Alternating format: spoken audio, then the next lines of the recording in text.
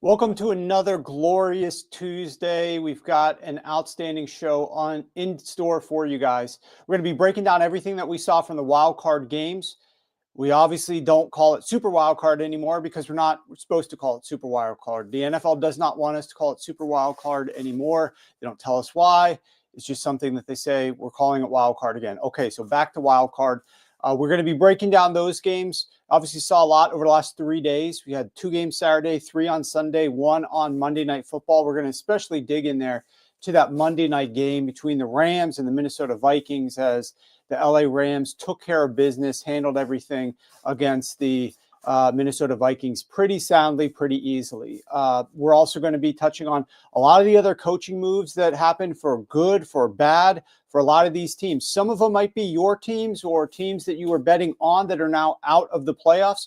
We're going to be hitting on those moves that you guys in the wild card round made mistakes, bad decisions. We're also going to hit on some of the coaches that are advancing to the next round, to the divisional round. Some of the things that I did not like what they were doing in the wild card round that could cause problems for them in the upcoming round if they continue to employ those similar tactics as they used last week. And obviously then we're going to pivot and transition into an early preview, look ahead at the divisional round games. We've got all 4 of those games set right now. I've got spreads and totals on all of them. We've got props that are coming onto the marketplace as well. So if you're not dug in to these games by now, then you're behind a little bit. We're going to be going over all of these games for you guys momentarily. So a great show in store for you today. Really looking forward to imparting some of the little nuggets that I uncovered to you guys throughout the course of the next hour or so. As a reminder,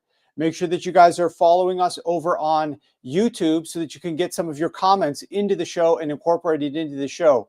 Go over to YouTube, search Sharp Football Analysis. That's the name of our channel. Started up this past season, brought on this show this past season, first year for us. Make sure that you give us a thumbs up and like and subscribe to the show while you are over there checking us out live and chatting with us. That really helps us a lot. And I'm getting into some of your guys' comments now with Goodell. I don't know, Brian, Goodell paying off coaches, bro. I don't know, Monken and now KOC. I don't know about that, Brian. You and I might not be on the same page there. I definitely don't think that is the case, but we got Exile. Good to see you again. Jack, good to see you again. Great to have everybody in the chat. Looking forward to today's show. Hope that everybody's doing good out there. And with that said, let's dive into our first topic. Let's not waste any time here. I want to talk a lot about last night's game, since that's the game that's the freshest in our brain, and also the game that's going to involve a team making the shortest turnaround here. We've got the LA Rams, who were in Arizona on a road game that was a home game. Well, I should have done home game. It was actually a road game. They have to go back to LA, see what is going on from a damage perspective there. I'm not even sure exactly how they're going to be going about practicing or debriefing or things of that nature. And then I think their stadium itself is fine. Their practice facility is fine. It wasn't in the fires, but all the players are going to be going back to that area, and some of them probably are not in great situations. And then they're going to have to turn around and come back to Philadelphia for a Sunday game that's at 3:00. By the way, quick side note, I love the NFL schedule here for this divisional round weekend, where we've got the Sunday games on the delayed time frame as well. Helps out the West Coast people a lot. I love it here on the East Coast as well. We don't kick off the first game on Sunday until 3 p.m. So we've got a 3 p.m. and a 6:30, which is just like what it is on Championship Sunday, which will be the following Sunday.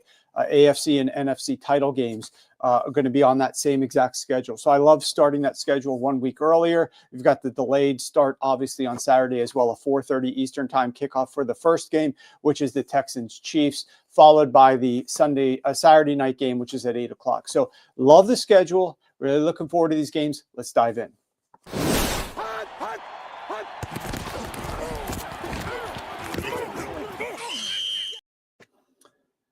So first and foremost here, let's talk about Kevin O'Connell and what was going on in that game last night. And I have a lot of questions about what I saw from Kevin O'Connell, having put him as like the front runner for coach of the year. And everybody has good things to say about Kevin O'Connell, what he was able to do with Sam Darnold. Everybody doesn't really talk about any negatives about Kevin O'Connell. And so for that reason, if you want to hear a ton of positives about what Kevin O'Connell has done throughout the course of the season, you can find those elsewhere. I don't disagree with any of them, but you've heard them ad nauseum. All we do is talk great things about Kevin O'Connell. Let's open up a little bit about some of the struggles from Kevin O'Connell, specifically in this game. Before I get into the second half of the game specifically, let's talk a little bit about just the overall strategy and game plan here going up against this Los Angeles Rams defense. Every single smart analyst was anticipating that the Rams would steal something from what they saw the Detroit Lions do just a week ago on Sunday Night Football against this Minnesota Vikings offense, with ways to come at Sam Darnold from a pressure perspective, from a blitzing perspective, ways to confuse him by using Aaron Glenn's blueprint as a way for the Rams to try to give him some trouble. And it seemed as if Kevin O'Connell and this Minnesota Vikings offense did not learn anything or did not anticipate that that was going to be the case, because they came in here completely flabbergasted when they were seeing some of the same looks from the Rams, and they had made no coaching adjustments to figure out how to make hay there with regards to being able to overcome those. Sam Darnold was sacked on a season high 9 of 50 dropbacks, 18%. His lowest EPA generated in a game this season, negative 27 EPA from Sam Darnold. 6 of the 9 sacks occurred at least 4.4 seconds after the snap. He completed only 9 of 17 passes when he was under pressure, with 1 interception and a minus 5% completion percentage over expectation. If you're working with Sam Darnold here and you saw what happened last week and you know that this guy's confidence is probably low, the worst thing that I would be trying to get Sam Darnold to do is go through a bunch of progressions in the pocket, is to be pressured and try to tell him and coach him to move around the pocket, reset his base, go to another read. If I'm coaching Sam Darnold and I saw what happened versus the Detroit Lions, I am telling Sam Darnold, if he gets flushed, use his legs and get the hell out of there. Make something positive, because the odds of something positive happening with Sam Darnold hanging in the pocket with pressure is very low. I don't know how Kevin O'Connell didn't see this, didn't realize this, but it's been a while since Sam Darnold made a great play under pressure. And as these statistics bear out, 6 sacks occurred 4.4 seconds after the snap. I mean, that's a decade in the pocket we're talking about from a quarterback's perspective. There is no reason why he should be hanging around in the pocket, trying to move around and run around back there. Get the hell out of there. Get down the field. Make something positive happen here. Get some yardage here. Avoid a sack, which is a negative play. Avoid an interception. Avoid a costly fumble, strip fumble. A lot of these things were happening to him because he was holding on to the ball and not just taking off with his legs. So that's one thing I did not understand. I did not understand why he didn't run the ball more against the Detroit Lions. And I did not understand why Kevin O'Connell didn't make any sort of adjustment and have Sam Darnold run the ball more against the LA Rams when he was under pressure. It would have made a massive difference. It would have turned a positive gain, even though maybe you're not getting a 30-yard big splash play down the field. At least you're avoiding the sacks, the fumbles, the interceptions. So I don't understand that at all. But let's talk a little bit about the game itself. You know, at halftime, I saw it, you saw it. They're down 21 points. The score is 24-3. They come out in the second half on their very first drive. They started the second half with the ball. They get to midfield. It's 3rd and 5. They're on the 50-yard line. This is a playoff game. If they lose the game, the season is over. You're down 21 points, and you're not playing at home. 3rd and 5 is an incompletion, and then you punt the ball on 4th and 5. I just, mind-boggling to me. That decision right there at midfield to punt the ball down 21 points in the third quarter It's 4th and 5. We're not talking about 4th and 13. We're not talking about 4th and 15. We're talking about 4th and 5. I understand you had an incompletion on 3rd and 5. That did not make any sense at all to me. Brian says Rams linebackers were dropping into zones, which lends to your point of just taking off. Exactly. You're exactly right there, Brian. I 100% agree with you there. Now, the win probability models on that 4th and 5 said to go for it. So, again, this is not just like me saying, let's just be aggressive here. They had a higher win percentage added if they went for that 4th and 5 instead of punting the ball on their first possession down 21 points. Fast forward a couple of possessions. The Rams get a field goal. The Vikings get a touchdown. You're now down 18 points, 27-9. You force a punt, and you have the ball, and there is 2 minutes and 7 seconds to go in the 3rd quarter, and it's your ball. I want to throw up a tweet. Let's look at some of these tweets that I had.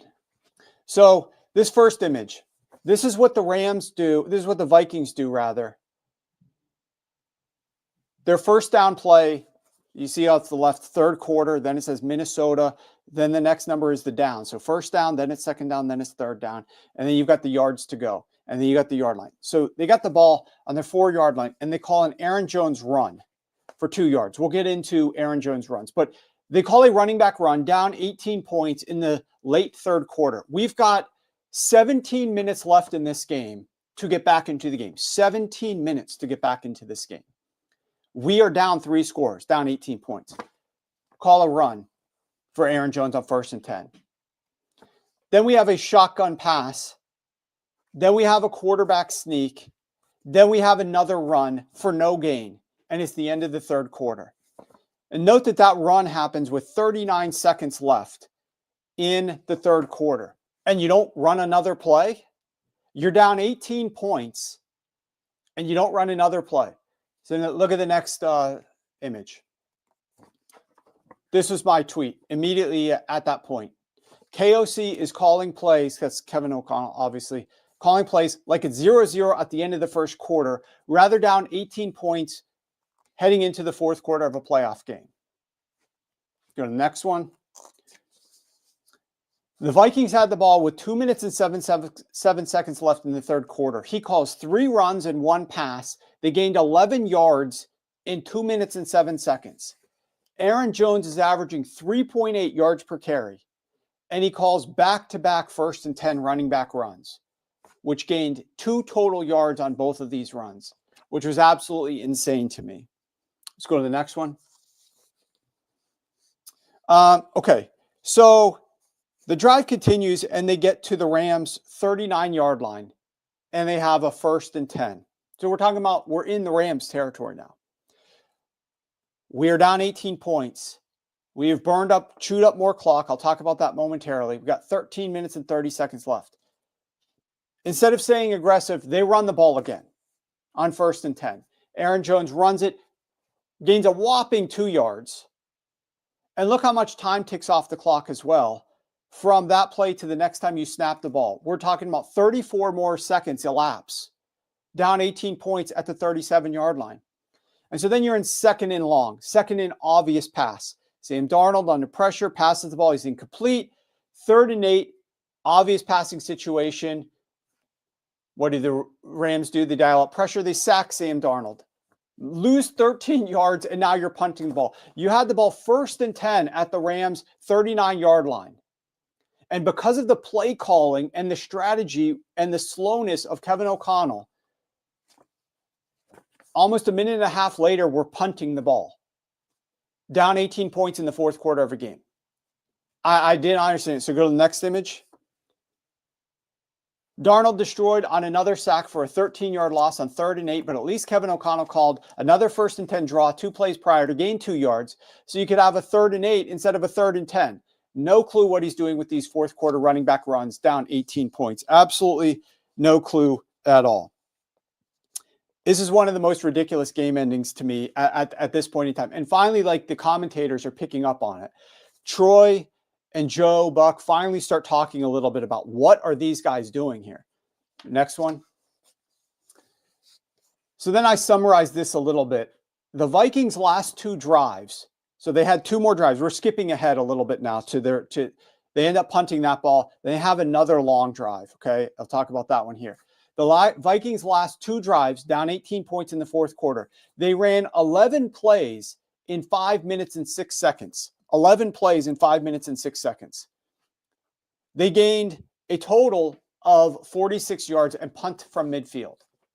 Then their next drive, they run 10 plays in 3 minutes and 50 seconds. We're talking about almost a 4-minute drive, gained 29 yards and turnover on downs on the 46-yard line.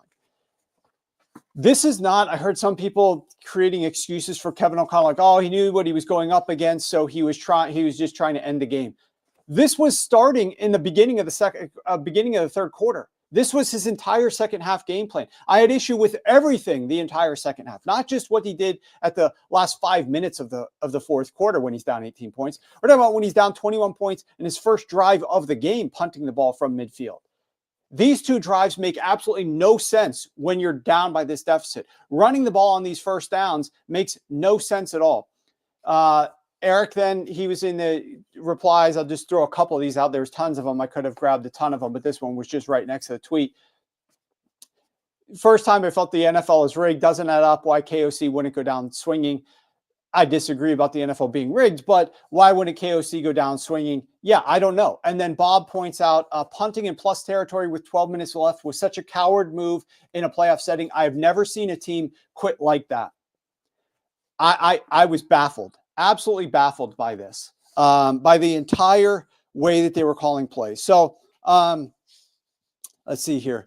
First 3 quarters on first downs, Sam Darnold was 5 of 7 for 7.4 yards per attempt, plus 0.13 EPA per attempt, and pressured on 25% of dropbacks. His EPA by down in the first 3 quarters of the game, let's pull this up here real quick. Take a look at this. And this is what was baffling to me about the first down runs that they continued to do that gained no yardage. We'll talk about that in a second here. But the time to pass the ball was on first down. This team was getting progressively less efficient on second down, on third down, and on fourth down when Sam Darnold was trying to pass the ball and drop back. Look at the EPA per attempt. It got progressively worse as it became more and more likely by down that Sam Darnold was going to have to pass the ball. So on first down, the defense doesn't know what could be coming because it's 1st and 10. You could pass the ball, have success. By third down and 8, third down and 9, because those first down runs gain nothing, the defense knows exactly what's coming. So they can dial up whatever schemes they want to try to limit your ability to have success because they know a pass is coming 100% of the time. And as a result, Darnold sucked. How does Kevin O'Connell, as smart as he is, not get this? I don't understand. The time to throw the ball with a quarterback like Sam Darnold was on first down, and they should have been doing that all game long and cut out these stupid Aaron Jones runs. Let's go to the next image. So here you can see that on these first down plays in the first 3 quarters of the games, they have 11 runs to only 7 Sam Darnold pass attempts. Now, he dropped back 8 times because he was sacked at one point. We're talking about the vast majority of play calls here are Aaron Jones runs on first downs in the first 3 quarters of the game. When the game is, obviously by the third quarter, it's a little bit out of hand, but he's still calling these run plays. Those runs are getting 3.8 yards per carry. Look at what Sam Darnold is. His passer rating is 132. He's got I was about to just drop a massive F-bomb. He's got a ridiculous 132 passer rating on first down passes, and they're calling 11 runs for 3.8 yards per carry. The entire game plan was trash from Kevin O'Connell. This is one of the worst called games and strategized games that I can remember. There's been a lot of them. Don't get me wrong. We'll talk about a few others. This was horrific. Okay, next. I guess that's it for this one. Yeah, that's it for this one. Bottom line here, though, is, and Aaron Jones, by the way, had minus 0.23 EPA per attempt on those run plays. I didn't understand it. I didn't like it. I was annoyed. I don't see why a coach as good as Kevin O'Connell could be executing something like this. Just baffling. Sam Darnold will get all the criticism. He lost himself a bunch of money over the last 2 weeks. Justifiably so. I'm not going to excuse the way Sam Darnold played against the Lions or in this game. He was terrible. But a coach's job is to put a player with whatever limitations they have in the best position to win a game. And I felt like the game plan itself and then the lack of in-game adjustments showed Kevin O'Connell did none of that. He did nothing to help Sam Darnold have success in this game. He was criticized after his game plan against the Lions. He did not make pregame adjustments here. He did not anticipate what the defense was going to roll at him, and he was terrible. Absolutely terrible. All right, let's go to the next topic I want to talk about.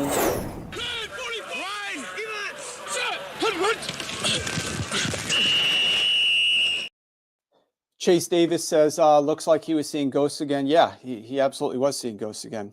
Okay. I want to talk a little bit about the Green Bay Packers here. This won't be much of a surprise. My biggest regret of the wild card round, which was a wild card round that saw we went 3-1 on bets. We had a winning weekend overall, 3-1 on sides and totals. Had a winning weekend on props as well. It was a good overall weekend for us. My biggest regret was not betting the team total under on the Green Bay Packers. That was my biggest regret of the entire week, was not betting the Green Bay Packers team total under, because that was an easy one. We did bet Jordan Love under passing yards, and that was one of the ones that I absolutely was massively in favor of doing. But this was out. This was one for the Green Bay Packers that was a problem. Okay. Josh Jacobs has a 28% success rate running the football. We knew he was not very good. We knew he was not very efficient. Let me do one thing here.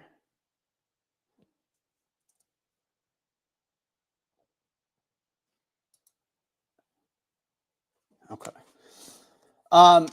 We knew he struggled. We knew he wasn't very efficient. We knew that Josh Jacobs was going to cause problems for the Green Bay Packers when he got the football, because he has not been efficient for weeks. He has not been efficient for weeks. He averaged 0.39 yards per contact, yards before contact per rush. And yet the Packers are running the ball on 54% of their first downs, setting up almost nothing but second and longs. If we go to Jordan Love's performance here, 33 pass attempts, 3 interceptions, 0 touchdowns, 6.4 yards per attempt, was sacked 2 times. You start the beginning of the game here. Start at the beginning of the game here. First downs in the first 3 quarters. 11 Josh Jacobs runs. 8 Jordan Love dropbacks. In total, 12 running back rushes and 8 Jordan Love dropbacks. At no point in time did we have confidence entering this game that Jordan Love was in a good rhythm, in a good routine, had been set up for success by Matt LaFleur. We've talked about it on this show for several weeks now, that the Green Bay Packers passing attack was off kilter, was out of rhythm, because they kept running the ball a lot with Josh Jacobs, who is not running the ball very efficiently. And there was going to come a time when they were going to have to rely more on the passing game, and the passing game was not going to be there. And then Christian Watson goes down in week 18, and it was curtains for this team. They really had no shot with him, but without him, absolutely positively no shot, which is why I regret not backing the not doing more to back the team total under for the Green Bay Packers here. And what does Matt LaFleur do? He comes in and tries to run Josh Jacobs. Jordan Love does not get into a good rhythm early enough in this game. He does not have the rapport with his receivers. And lo and behold, they do nothing but turn the ball over, throw interceptions, not have a lot of success here. Speaking to the lack of rhythm, the lack of rapport with his receivers, Jordan Love was 3 of 11 when passing the ball 10 plus yards down the field. 3 of 11. Through all 3 interceptions, had a minus 15% completion percentage over expectation on these plays. It was terrible. And I know Christian Watson isn't there. But because this team did not put Jordan Love in a position to get good chemistry with these receivers late in the season, it translated into this week 19 wild card game, and they lost. And so I blame the coaching staff for setting Jordan Love up for failure, just like I blamed Kevin O'Connell for not putting in Sam Darnold into a position to have more success. Again, you could blame Jordan Love. All the headlines are going to come out that Jordan Love stinks, Jordan Love the guy, Jordan Love played terrible, Jordan Love can't deal with pressure, Jordan Love, blah, blah, blah, blah, blah. I'm not excusing a 3-interception game. But where is the criticism of Matt LaFleur and the game plan he designed and the way that he brought this team into the postseason? So if nobody else is going to say it, I'm going to say it because it's a problem. So that was another one that was very disappointing from a coach that should be better than this, who is also calling plays for his offense. And so far too often, one of the things that I wish, there's a lot of things that I would wish for, but one of the things that I wish when I'm seeing a head coach, particularly one that calls plays offensively, is there's not enough in-game from the announcers criticism of those guys. So I was very glad that Joe Buck and Troy Aikman came out and were a little bit critical, but it was primarily of like the of the Vikings last night from a first down runs and a pace of play, rather than like the overall strategy and not giving Sam Darnold the answers. I wish they leaned into that even more, but at least they got there a little bit. Far too often, these announcers aren't willing to risk being a little bit aggressive with their criticism of the game plans, the philosophies, the play calling, the strategies of these teams. And I think the broadcast would be so much more interesting and educational to the viewers out there if some of these commentators would lean a little bit more into that aspect of it. But this was another head coach that is an offensive play caller that I thought let his team down in a big way late in the season. And then no surprises here for the postseason. Let's get into the next topic.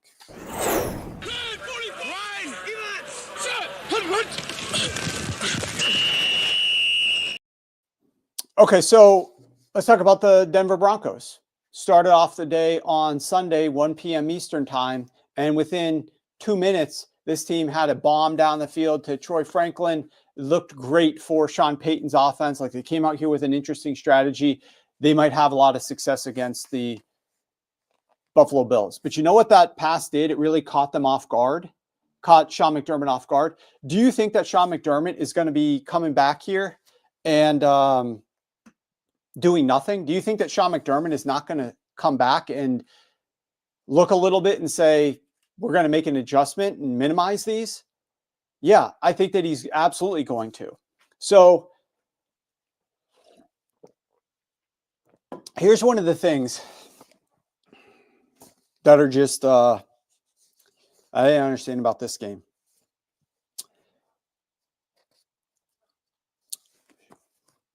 Sean Payton talks up this Tyler Bidet, I think that's how you pronounce his name, as like the secret weapon that they're going to introduce for this game. He activates him, he deactivates Audric Estime. This guy is a third-year player who has 12 total rushing attempts in his career, Bidet. And maybe he'll be good at some point, but he hadn't played for the team since September. And it was just so bizarre that like Sean Payton is focused on this, that right then and there, I was like, something's wrong here. I don't know what this guy's Sean Payton, wild card man. He's thinking that he's too smart, too cool for school. I don't know what he is got planned here, but I don't like it at all.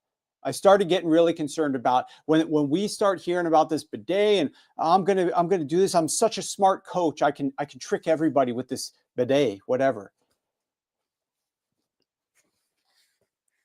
I want to look at Bo Nix's game plan here. Got to get this here. Okay. This is what I didn't understand about Sean Payton's game plan at all. I get it. The first pass deep down the field caught them off guard. Touchdown. Great job. Outstanding. Sean McDermott's going to make those adjustments and you are going to have problems. And yet, look at what they do here. Their air yards per attempt on early downs in the first half. 14.3 air yards per attempt. My thought process, my strategy for what I was expecting out of the Denver Broncos heading into this game, the run game's not going to work that well. The deep pass game's not going to work that well.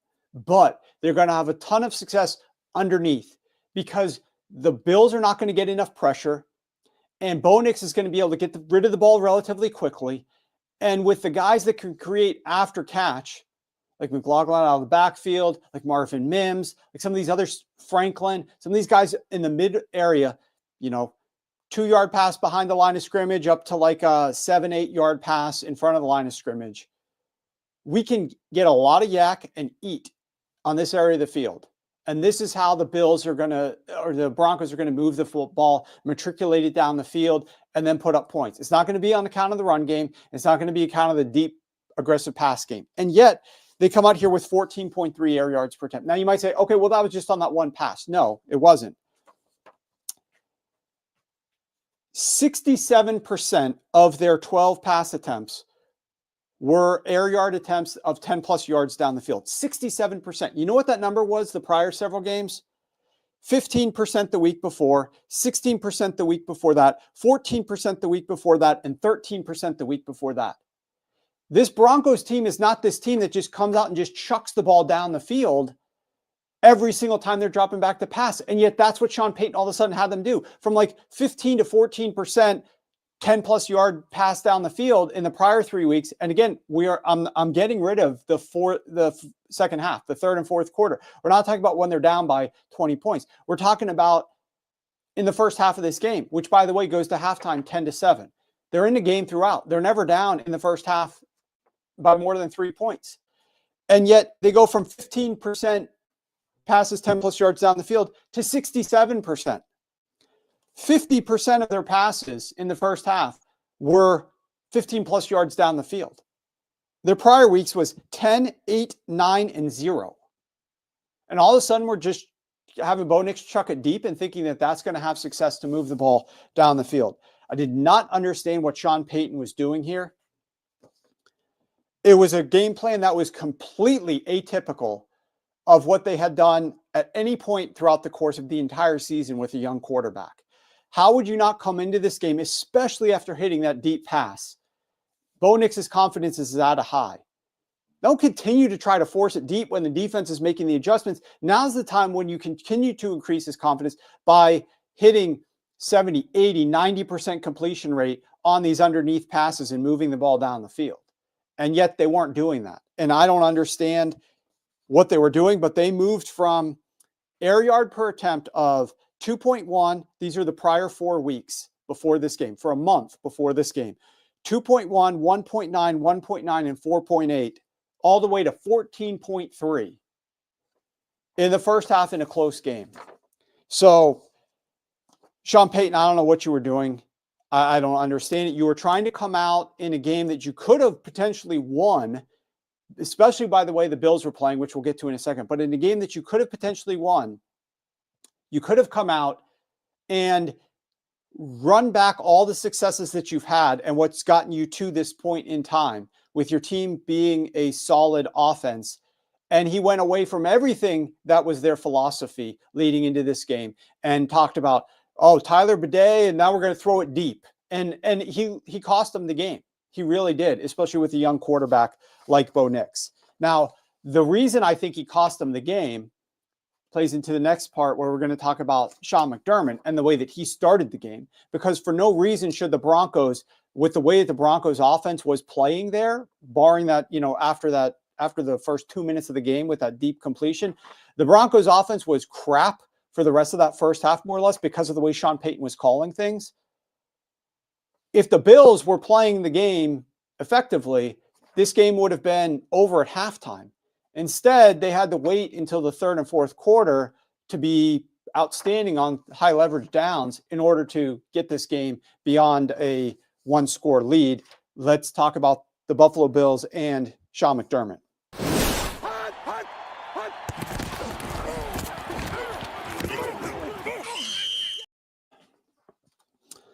So the only reason that the Buffalo Bills led at halftime was because the Denver Broncos kicker missed a field goal, a very makeable field goal. So they led 10-7. And this game was crazy close only because of Sean McDermott. Well, Sean Payton as well from that side of the ball. But on the Bills side, Sean McDermott. Why don't you go ahead and pull that first tweet up? What I wrote is this: Buffalo is playing the perfect offensive game that can keep a 7-seed Broncos in it. They're playing slow, conservatively, fewer pass plays, and playing to convert on third down. At some point, a turnover or a miscue, and boom, Denver is up. It's a big dice roll to play this high variance versus a weaker team. And I followed that up with some statistics from the first half. If you ask Sean Payton, and I always like to play this game, we've played it a lot with you guys so far throughout the course of the season on this show. Put yourself in the other coach's shoes. On the other side of the field, what would Sean Payton want the Buffalo Bills offense to do? What would be perfect for Sean Payton's defense and help Sean Payton out a lot? What he would love is that in the entire half of a game, Josh Allen has only 9 completions. Josh Allen has only 3 offensive drives, because that's allowing the Denver Broncos to hang in to this game. That is increasing the variance of this game. So it was silly to play that conservatively with Josh Allen to let Denver hang around. And I'll take it another step in a different direction. You can bring it back to me now. On some of the teams that I have worked with before, one of the things that we did pretty regularly, this was before, I won't say when this exactly was, but looked at the point spread of the game.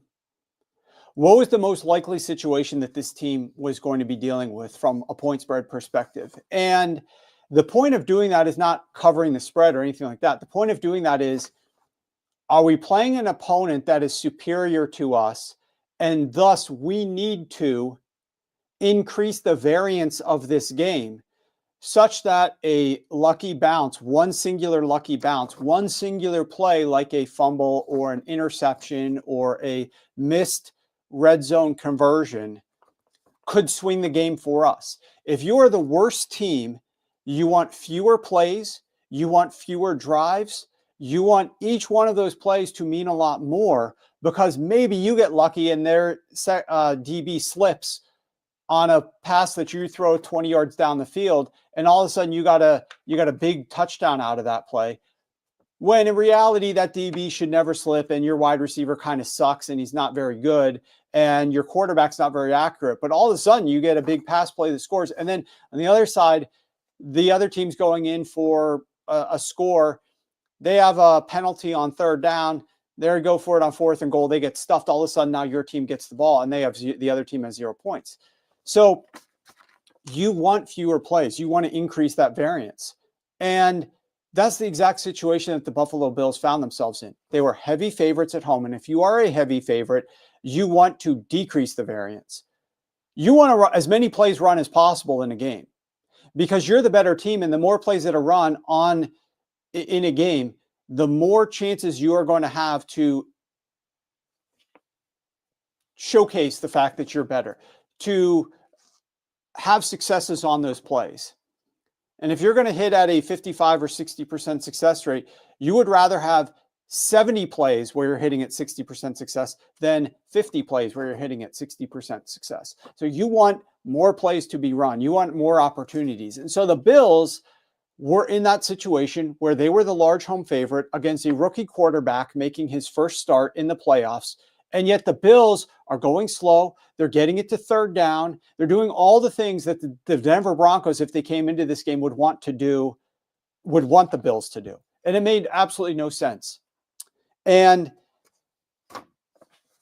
taking it a step further, Josh Allen completed 20 of 26 passes on the day for 272 yards and 2 touchdowns. He generated a total of 20 EPA on his dropbacks and designed runs, which was his 3rd game over 20 EPA in his postseason career. He completed all 4 of his deep passes for 139 yards and 2 touchdowns.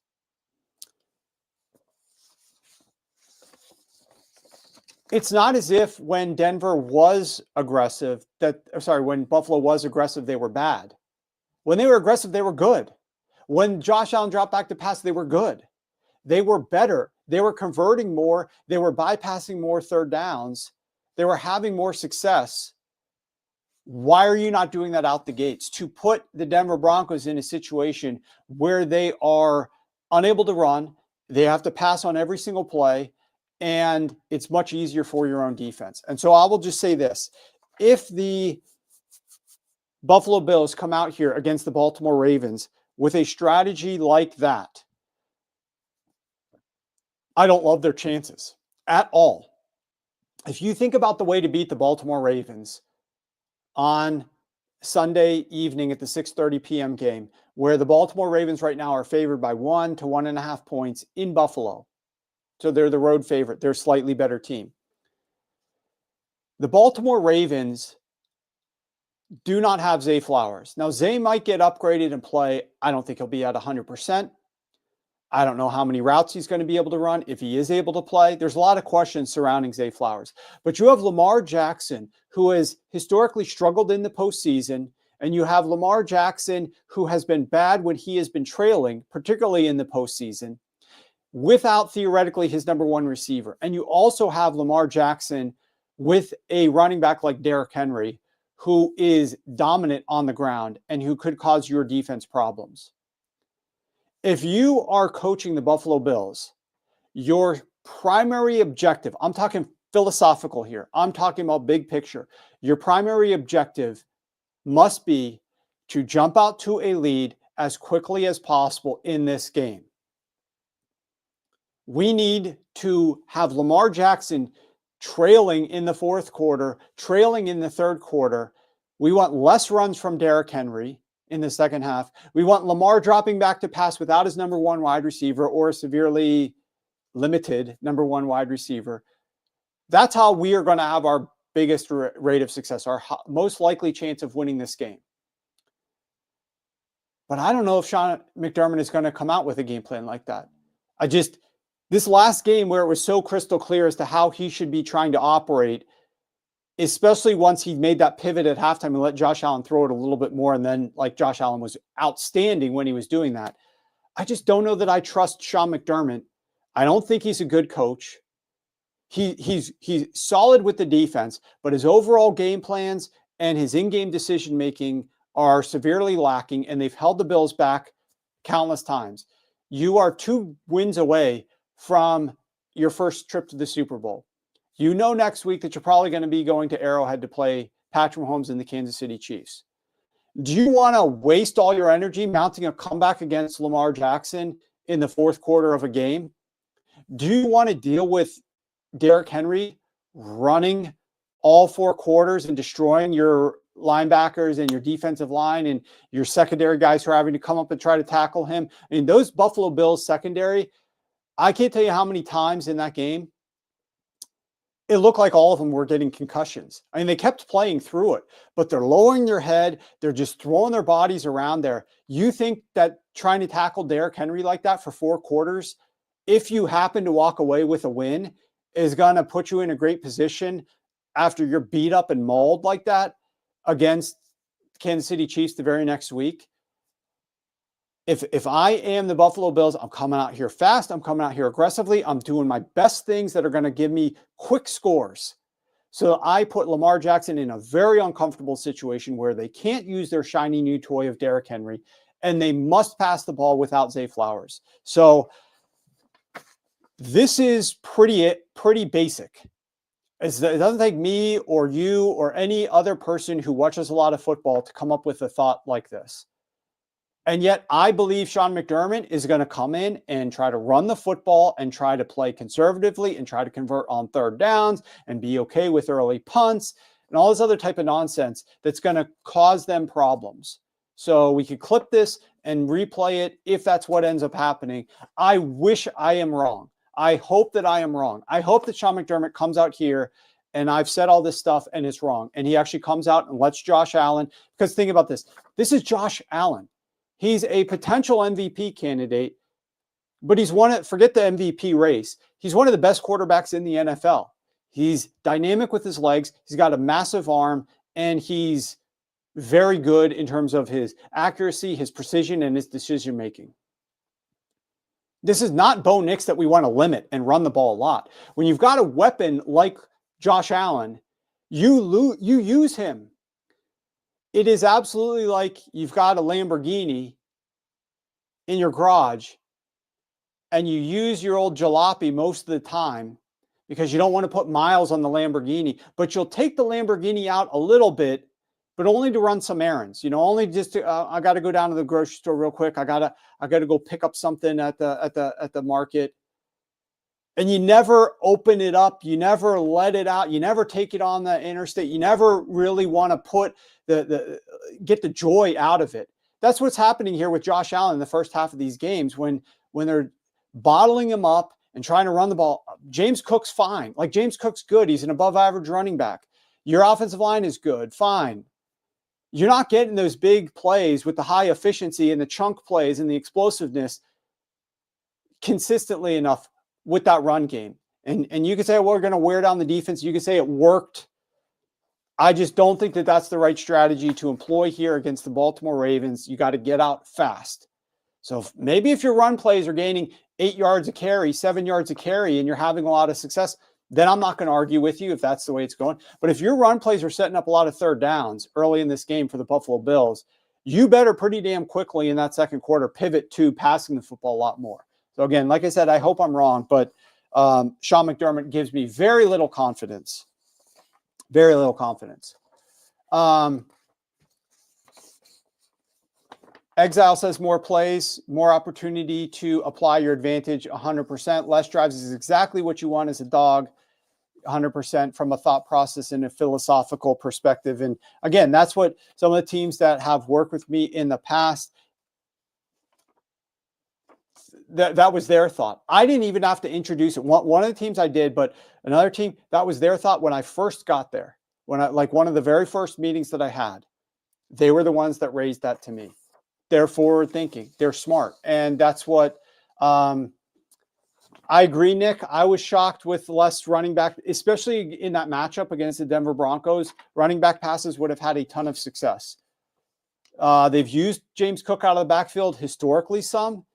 They've thrown he's had one catch per game or less. I want to say in 8 of the last 9 games, something like that. They just aren't throwing him the football. I don't understand either. I think he's dynamic with the ball in his hands. So I don't understand that either. Okay, let's talk about Baker Mayfield a little bit here.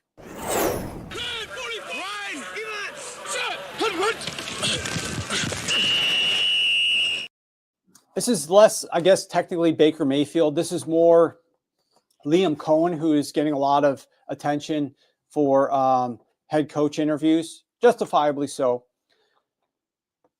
I would say the Bucs lost that game more than the Commanders won that game, but that's been the story for the Commanders for weeks now. Other teams end up playing a big role in them losing games, and the Commanders then take that opportunity with ridiculous luck and end up coming and winning those games. But let's go back here and I want to play 2 plays that I think made the biggest difference in this game. So let's bring up the video. Don't start playing it yet. Just pause it on the screen if you can. Okay. I want you to look at the time at the top here. You've got the fourth quarter. The Bucs are down by 3. They're in the middle of a drive where they marched the ball down the field extremely successfully. Bucky Irving, I believe, averaged 4.7 yards per carry in this game. Ridiculously good. They've got a 2nd and 1 on the Washington 12-yard line. At this point, it's okay, field goal's in the bank. We're at least tying this up, but 2nd and 1 at the 12, our running backs averaging 4.7 yards per carry. We're going to be able to go in here and get 7 and force the Commanders, who will now need a touchdown to beat us. We would get 24 points. The Commanders would not be able to even tie us with a field goal. They would need a touchdown of their own with less than 5 minutes left. Perfect situation. And so on this play, I do not understand, especially you look at that light box. Why are we trying to get so cute here? Why are we trying to use a read option with Baker Mayfield and have Baker be the runner, keep the ball. And then Bucky, as we show, I'll show two angles of this play, one of which will be the end zone angle, where Bucky is, I guess, supposed to be the lead blocker because Baker runs right behind him. But Bucky doesn't know what he's doing. Bucky just stops. He's not actually blocking anybody because he doesn't know what is actually happening here, because Baker probably has hardly ever kept the ball in this situation. And Baker makes the wrong decision to keep it. They only need 1 yard. Keep in mind, they only need 1 yard, and they don't get it. And they're going to set up a 3rd and 1, and we'll show that play momentarily. But these are the little things that is far too often coaches take plays for granted. They think that, oh, we don't convert on 2nd and 1. Let's do something cute on 2nd and 1. If we don't convert, guess what? We got 3rd and 1. One of the things I'm going to ask you to do is either take out your phone and take a screenshot of the computer screen that you're watching this on right now, or just close your eyes. I don't know if you got like photographic memory, but take a mental picture as to what that Redskin Commanders defensive line looks like. What does that Commanders defensive line look like? How many guys are there? How many guys are in the box? How easy might it be to run the ball? Because you're going to have 2 plays. One is a 2nd and 1, and one is a 3rd and 1. And when it gets to 3rd and 1, look at how different that box count is going to look. Look at how many more guys are going to be there, how much more difficult it will be to run the football on that 3rd and 1 than it is right here on the 2nd and 1. So let's play this and watch Baker Mayfield do this read option. Fakes it, runs, just absolutely gets stuffed. Now Bucky slows down. He gets 0 yards here. We're going to show the end zone angle. Bucky slows down after he doesn't get the ball. If you hand the ball to Bucky with full power, he's running and getting the first down here, even though there's a defender there. But he stops, doesn't really block Bobby Wagner, and Bobby Wagner just tackles Baker Mayfield, does not gain anything. So now let's pause it once this next play comes up here. Pause it right here. Look at that box and look at that front for the Washington Commanders now. Look at how many guys are down there. Look at how aggressive they are. Look at how much more difficult it is going to be. Even though it's still 1 yard, now it is 3rd down, 3rd and 1. So the Tampa Bay Buccaneers, I'll just cut to the chase as to what ends up happening here. Tampa Bay Buccaneers botch the snap count. The center is going to snap the ball to Baker, and Bucky reacts instantly because Bucky can't hear the snap count. Baker's standing there with the offensive lineman. They can hear the snap count, but Bucky is, 7 yards back. And so he's watching when the center moves the ball. So the center and Baker and Bucky are on the same page, but the guards are not going to be doing very much of anything, which allows instant penetration from the Washington Commanders, which is going to tackle Bucky Irving for a loss. So it happens real quick. We'll also show the end zone angle, but that's what's going to happen on this play. Watch the center as he snaps the ball and watch the penetration from the Commanders. You'll see it a lot easier at the end zone angle, but go ahead and roll it.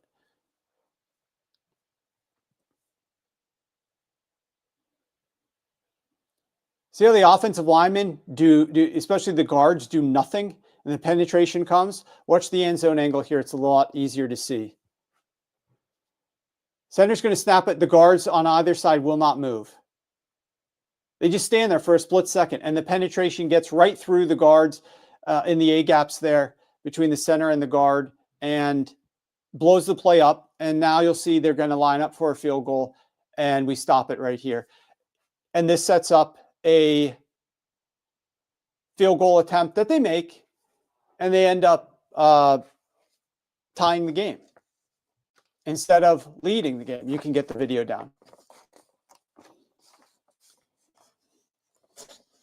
I don't understand it. I don't understand that second down play call. And it comes down to little things like that. I know there was the end around to McMillan that he dropped, and that was a big deal. That gave the Commanders points just like that. Just like that. Should have never happened. There were countless times that the Bucs should have and could have won this football game.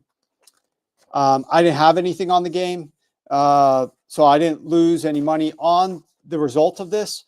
But if you look at Baker Mayfield, he completed 15 of 18 passes for 185 yards and 2 touchdowns, which was his highest success rate of 65% since joining the Bucs. And Baker's had a lot of good games. He had his highest success rate since joining the Bucs. Mayfield was especially effective when getting rid of the ball quickly. 9 of his 10 quick passes had successful plays for the offense. That's a 90% success rate when he threw the ball quick. However, the Bucs lost a combined 31% in win probability on the aborted snap and a botched snap by Baker Mayfield in the fourth quarter.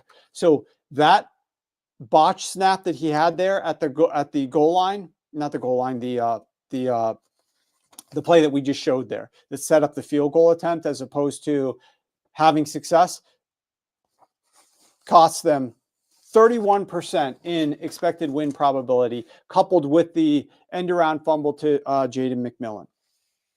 So what I will say is, if you look at Liam Cohen and that quick play, what do you think Jared Goff and company are going to be looking to do here? What do you think Jared Goff and this quick passing attack, if Baker Mayfield is going with basically Mike Evans and a few other guys, is going 9 of 10 with a 90% success rate on quick passes?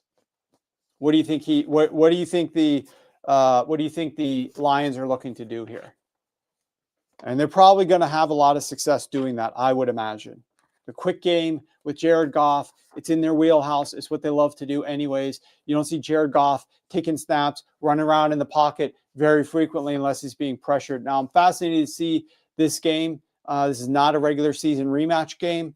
I highly suggest you go back and watch some of the prior games. With Dan Quinn versus this Detroit Lions defense and some of the things he might look to cook up for this game to try to slow down Jared Goff, which is what some of the things he was doing with the Dallas Cowboys last season. There's a couple of games that these two teams have played together, so that should be on your watch list since we got plenty of time. That's the thing I love about playoff football. You actually now have time to dig into all these things. We're down 6 games last week, 4 games this week, 2 games next week. It's sad, but it's also allows you time to dig into all of these things. And like I said, 3-1 last week, but I was really, the one thing I messed up on big time was not going in on the Green Bay Packers team total under. But yeah, it comes down to some little things. And it's just frustrating. Nick, why run out of shotgun as well? Do coaches not realize how efficient a quarterback sneak is to get 1 yard? Reminds me of those horrible calls by Texas. If anybody watched the semifinal game with Steve Sarkisian, that play call is going to live in infamy where they had a 2nd and 1 and they line up in shotgun and pitch it. It's just, I will never, ever, ever know as much as these offensive coordinators that have devoted their entire life to play calling. This is not a knock to say that they are absolute morons and don't understand more about the game of football. But you and I both know that there are certain plays in certain situations or certain games that these guys are off their marbles. Like these guys, I don't know what the hell they're doing at times. They're generally educated, sometimes semi-brilliant, but certain times I don't understand what they're doing. Okay. Here's a coach that coached up to his team's strength. Let's talk about Todd Monken briefly.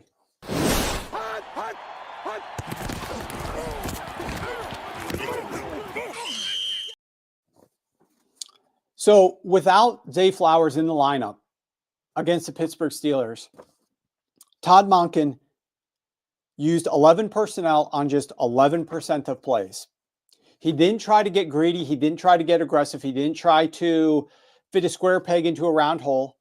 He pivoted it to what his team does well and employed that attack, measured whether or not it was having success, and then leaned more into it or could scale back. And in this case, it had a lot of success. The Ravens used the 6th offensive lineman on 22% of plays. They only did that on 2% of their plays during the course of the regular season. The Steelers played nickel 45% of the time.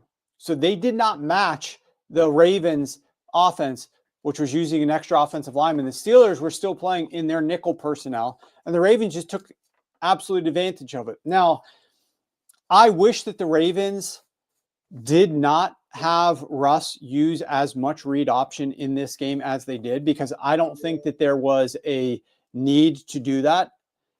I thought they would have won this game anyways, and they could have saved Lamar a little bit of the wear and tear in this game. But the one thing that I implore Lamar Jackson to do in this game is to run the ball, and do not be scared of running the ball on designed pass plays. They're going to be calling a lot of the designed read option run plays where Lamar could choose to keep it if the end crashes down and tries to take away Derrick Henry, which is what the Steelers were doing at times. And so that's how Lamar Jackson got a lot of his rushing yards last week. And those plays are going to be very difficult to stop, and Lamar will decide to keep it or hand it off based upon what the defense is doing. So that's not something that Lamar can just decide, oh, I'm just going to run the ball here. I don't know what Sean McDermott is going to try to do there. Sean McDermott might try to take away Lamar more often on those run plays. And so if they continue to call those run plays, Lamar might not have a lot of designed run attempts because they're taking him away and he's handing the ball off to Derrick Henry instead. But Lamar Jackson's legs are one of the most dangerous weapons in all of football. And I pointed this out earlier in the season when we got close to the playoffs, and I'm going to mention it again. I'm not going to pop the graphic up right now, but I am going to mention this again. Every single quarterback that has had a lot of success down the stretch in the postseason, late in the season and in the postseason, has run the football more. And we're talking about on scrambles. We're talking about quarterback scrambles. It is the most difficult play to stop in the NFL. It is the highest average expected points and yards per play. It is a designed pass play where the quarterback sees an open run lane and decides to just take the ball, keep the ball, and run with the ball. Historically, Lamar Jackson in the postseason, late in the season and in the postseason, in close games, has not taken the ball and run it. He's tried to almost like prove that he can throw the ball and complete the ball and be a quote-unquote pocket passer, make other people satisfied with that. Whereas Patrick Mahomes, Josh Allen, Jalen Hurts, all of those guys massively increase their scramble rate on design pass plays in these critical games, in the critical moments of the critical games. They'll drop back as a design pass play, and if that first read is taken, they will run with the football if they see an opening, as opposed to trying to go through their progressions. And I implore Lamar in this game, he needs to take advantage of those situations and actually scramble with the ball. He does it at a lower rate than all of those other guys. He needs to do it as an equal or a higher rate than Lamar, than Patrick Mahomes, than Josh Allen, than Jalen Hurts. His legs are one of his most dangerous weapons, and that's not taking anything away from his arm. But what he needs to do in this game is not try to prove people anything by passing the ball and having a good day as a quarterback. Just get the win, go to the AFC Championship game, get your revenge, what will be most likely on the Kansas City Chiefs. You have to win this game. And the way that you're going to win it the easiest is if you are scrambling and running the football when you drop back on a designed pass play, particularly if Zay Flowers is not 100%. Let the defense be worried about covering Zay Flowers down the field. Take off with your legs. We can't have like Lamar dropping back and his second and third read throws and having a lot of incompletions on those plays. If the Ravens have a high rate of Lamar having to go beyond his first read and having incompletions, they're probably not winning this game. So take those plays where the run lane is open and just go. Just get out there and run with the football, because you will gain 8, 9, 10 yards on those plays, probably as your average, but I'd also argue like your floor is probably about 6 or 7 yards. And the average, if you're getting beyond your first read on a lot of the pass plays for Lamar Jackson, it's probably not going to be your average yards per attempt gain. Probably not going to be much more than that. So these plays are just as much of a slam dunk as your average drop back once you're beyond that first read. So Lamar, you got to take those in this game, particularly because all those other quarterbacks use their legs a lot more in those situations. So design runs, great. The read option, great. Let's incorporate that. But against Josh Allen in this game, scramble. That's what I implore them to do.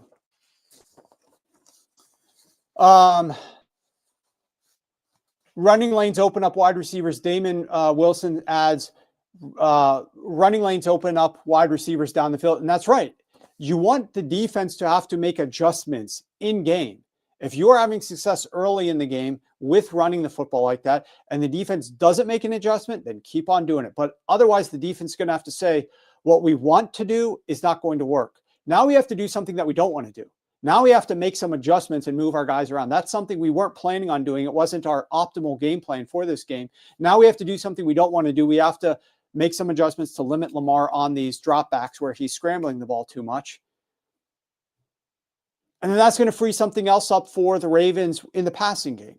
So if you never take those opportunities, and if you're just hanging back there in the pocket and you're trying to pass the ball to your second and third read, you're never going to know what could have been. You got to make the defense make their adjustments.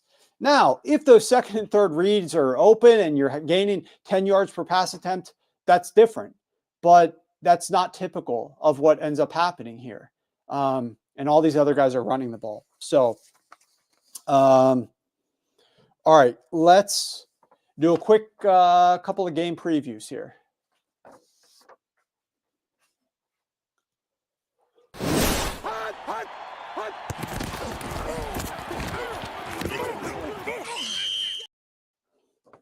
So last night, Matthew Stafford was blitzed on 69% of his dropbacks by the Minnesota Vikings. That was the highest blitz rate that he's faced in a game this season, including the playoffs. Against those blitzes, he goes 14 of 18 for 178 yards and 2 touchdowns. Despite blitzing at their highest rate in a game this year, 69%, which was what the Vikings were blitzing Stafford at, they pressured him on just 35% of his dropbacks. So blitzed him a ton, did not get home very much. Matthew Stafford had success throwing the ball. They clearly designed a game plan that looked like they had 2 weeks to prepare it, right? Like, because we know the Rams did not play week 18. They rested their guys. And Sean McVay was doing a lot of work to get some edges from a passing perspective against this Minnesota Vikings defense that he has seen before. Now, he didn't know that he was going to play the Vikings, but the Vikings would have had to beat the Lions in Detroit. So from a betting perspective, he was a favorite to play the Rams and host the Rams. Play the Vikings and host the Vikings. So he probably did a little bit more work for this game. And they'd already beaten them earlier in the season, 30-20. So he had extra time to prepare a game plan. And you could tell that that game plan was a pass-heavy game plan. And they were trying to attack the backers in coverage because they were using a lot of tight end passes, especially early on in that game. Tyler Higbee, I want to say, had 5 catches on 6 targets. Let me see here. 5 catches on 5 targets for 58 yards halfway through the second quarter. Then he got hurt and wound up in the hospital. I don't know what his status is going to be for this game. They say it's like a chest contusion. Obviously, it was severe enough to, it was not long after the game that he was in the hospital. So he obviously left the stadium early to go to the hospital. I don't think you're doing that if it's no big deal, right? You're not like sending the guy during the game to the hospital if it's no big deal. You're not sending him to the hospital at all if it's no big deal. But I don't know if anybody's got an update and can throw it in the chat about what's going on there with Higbee, if there's been any status update there or not. But obviously he's a big part of their game plan last week. I don't know how much Sean McDermott or Sean McVay will factor him into this week's game because he's in the hospital right now, or maybe he's out of the hospital and traveled back to Los Angeles. I'm not sure his status there, but the point is, the bigger point, Sean McVay had a great opportunity to design a great game plan against a team that he played earlier and had success against. He designed a game plan that was a little bit atypical from what he normally does, which is a lot of runs early on in the game. He comes out high pass rate, targeting my tight ends. These are things that he's not really doing much during the season, and had a ton of success. And Matthew Stafford, he gave Stafford a ton of answers to the blitzes. They was blitzed a ton and not pressured very much. That's point one. But point two is the pivot. The Philadelphia Eagles don't play defense like that. Philadelphia is not like the Minnesota Vikings. I'm going to pull this out here. So one of my handy dandy sheets.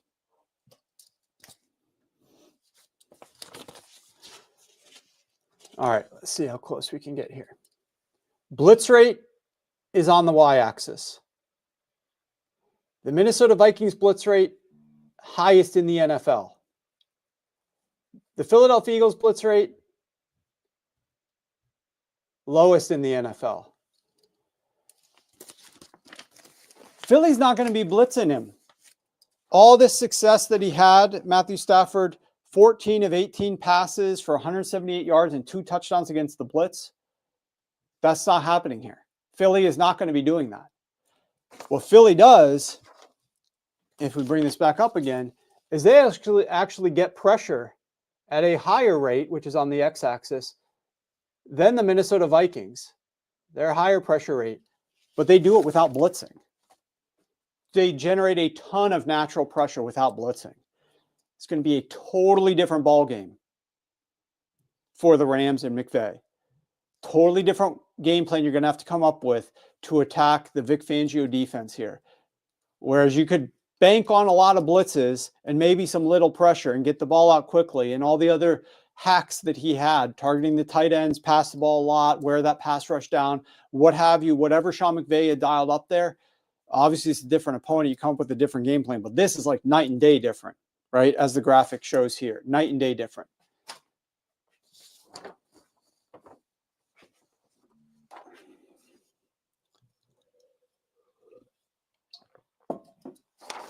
All right, last one here. Houston Texans versus the Kansas City Chiefs.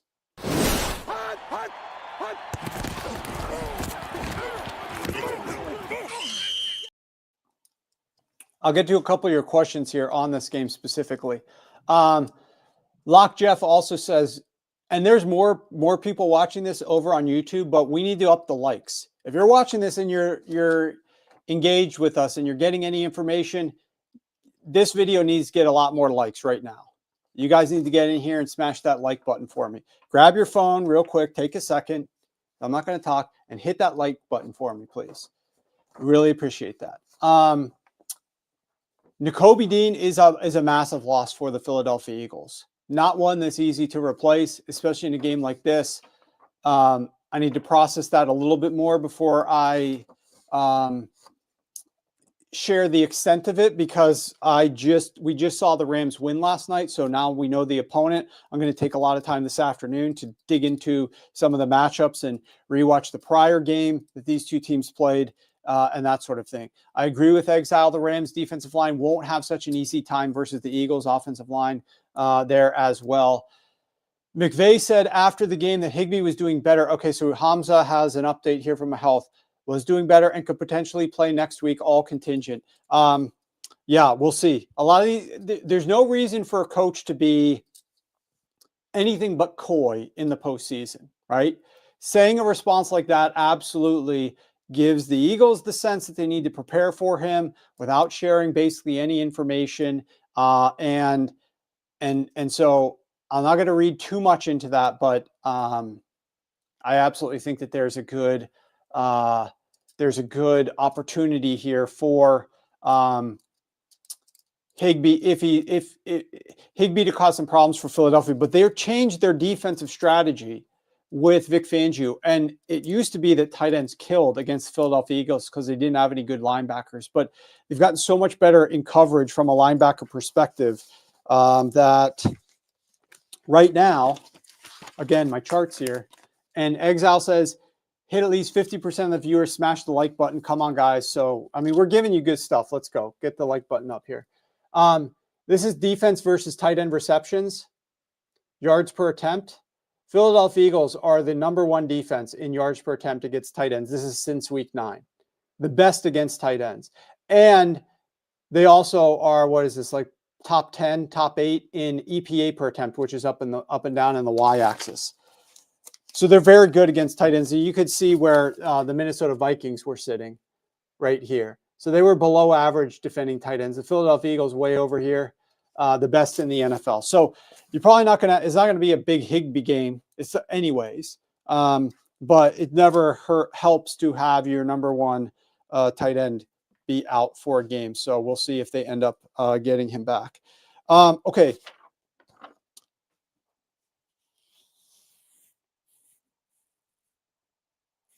Justin Herbert was pressured on 19 of 36 dropbacks against the Chargers by the Houston Texans.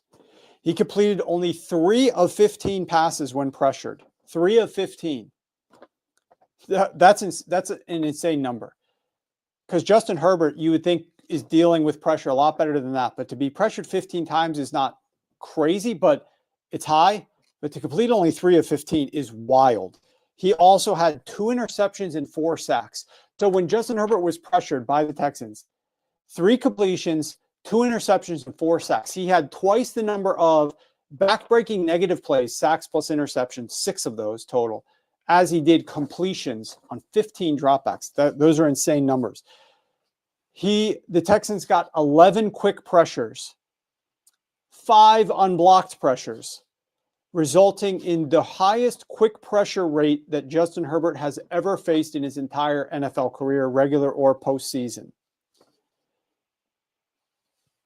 He had to hold the ball because he was being pressured, and instead of getting rid of it quickly, he was holding onto the ball and trying to make something happen. His average time to throw was 3.6 seconds, which is the longest of his career in any game. When he wasn't under pressure, when there was answers for that, he was 11 of 17 for 130 yards and 2 interceptions. So how does this correlate to what we're going to see here with the Kansas City Chiefs? Well, these two teams just met the week before Christmas. It's a rematch game. The Texans played that one pretty close. Chiefs still covered the spread, but the Texans hung in there. But you got Andy Reid and the Kansas City Chiefs here thinking about the fact that we saw how they rattled Justin Herbert last week. This is the only way they're going to have success against us as well. We know that there's been some question marks for the Chiefs' pass protection. Mahomes, though, has to be far more disciplined to get rid of that ball quickly. When there's pressure coming, diagnosing it before the snap, having answers with Andy Reid, some of the short passing stuff could absolutely have success here. There's a lot more short passing that the Chiefs do than what the Chargers do. Let me see if I can. I don't know if let me see. Okay. This one could show up good enough. I wasn't planning on bringing all these out to you guys, but it helps illustrate the point here. Hopefully you guys like it. All right, where are we at here? Got one of my lights in the way. All right. Short passing less than or equal to 10 air yards. Okay, early downs, first 3 quarters. The percentage of passes that are thrown short are here. Okay, so if you're down here at like 60%, you're not throwing it short very often. You're throwing it deep more frequently. If you're up here, you're throwing a lot of your passes short, right? 80% of your early downs are being thrown within 10 air yards. So look at where the Chargers are down here.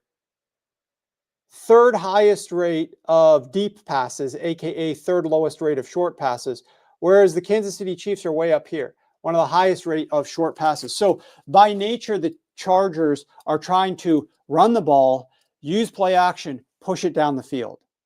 There's not as much short passing going on for the Chargers offense, Greg Roman. But the Kansas City Chiefs are trying to get rid of the ball with great play designs underneath for yards after the catch with Andy Reid. And so this is a different style. Those pressures, there's just got to be answers. There's got to be shorter time to throw from Patrick Mahomes, certainly, than what Justin Herbert, what was he at? Like, he said 3.6 seconds, his highest in his career. That's not going to be Patrick Mahomes. pre-snap diagnose that, where that pressure could be coming from, what your protection schemes are, make adjustments, or understand where there's weaknesses. Get rid of the ball quickly, have some success, live to play another down. Because when he wasn't pressured, 11 of 17 for 130 yards. Now, he did have 2 interceptions, even when he wasn't pressured, because it was just a terrible game from Justin Herbert. But that's one thing that they need to do better. So that's a little bit on the Rams-Eagles, the Chiefs-Texans. We talked a little bit about the Commanders game as well as the Buffalo Bills game. One thing I want to tell you guys is that last night for that Rams game, we ran a promotion, which was a points promo. We do this like once a year. We decided to run it back for the wild card round. What that means is for every point that's scored, you get a percentage off with the next week, like the package the next week. So the total was 47. There were 60 points. You would get 60% off the next week's package. But it was a dud. There's only 37 points scored. Now, we still went from a betting perspective 4-1 in the game. We had a great game. Like, I loved the game from a win-loss perspective. Clients out there probably made some money, had a good time watching the results of that game last night. We had teaser tied into it. We had a great day on props as well.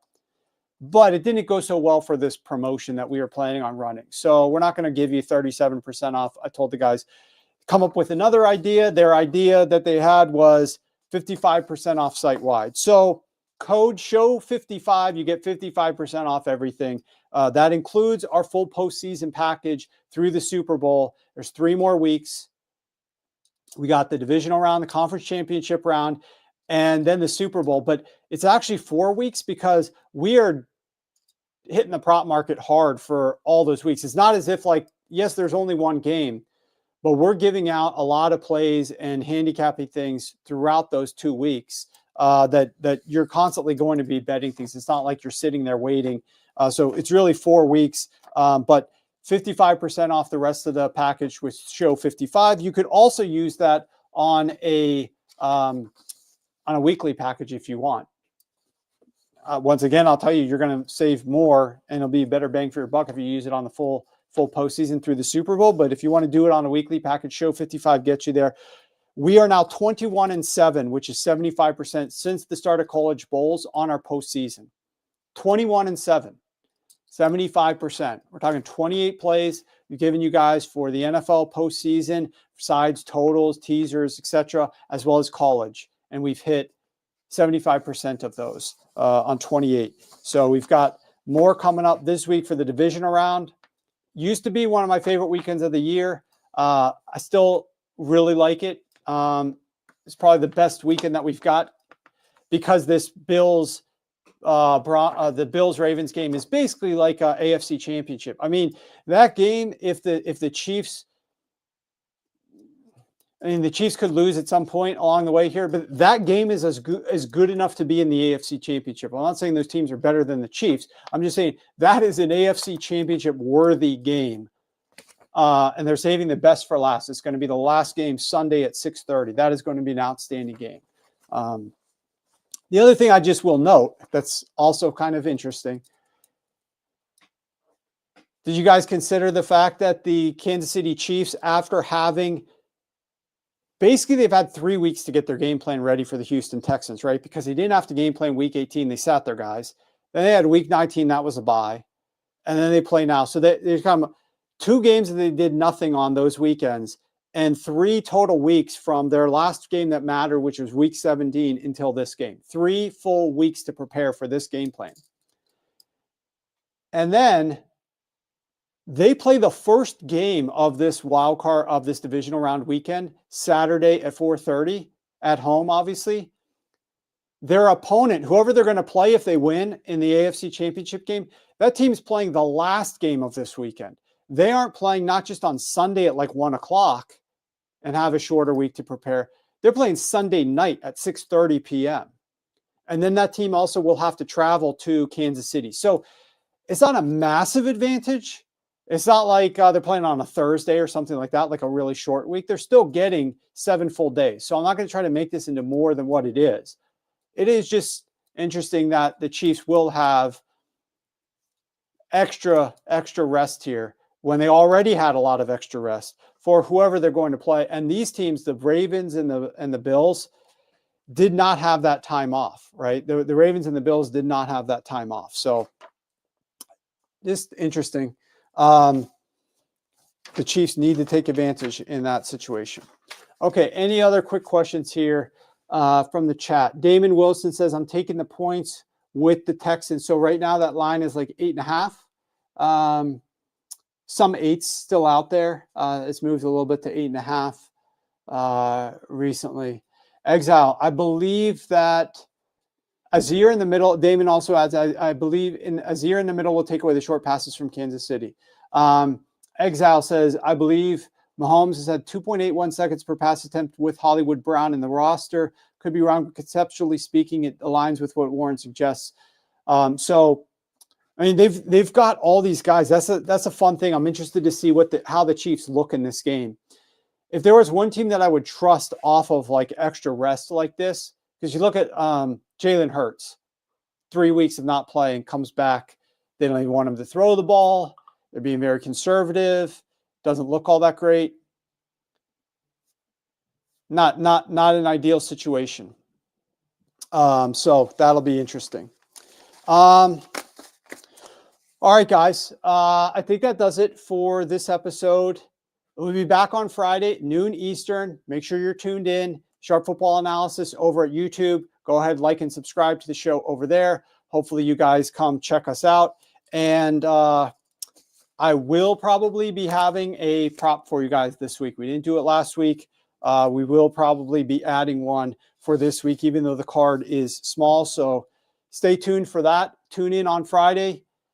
With that said, good luck, everybody, in all your early bets that you might be getting down. And we'll see you guys on Friday.